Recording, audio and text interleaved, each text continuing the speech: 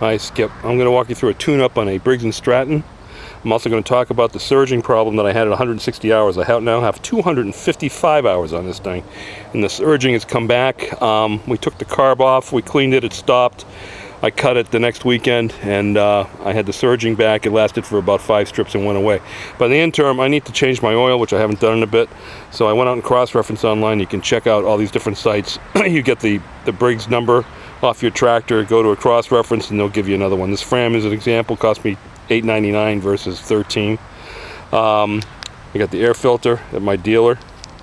I got the on the right is the whatchamacallit there. That is the gas filter. Yeah, but let me take you over. So I've run it. It's been running. It's all heated up. I'm not going to sit there and film stuff as I do it. You guys should know how to do this stuff. I'm just going to, that's the oil filter, which I will take off. There's one plug, and that's where the air box is.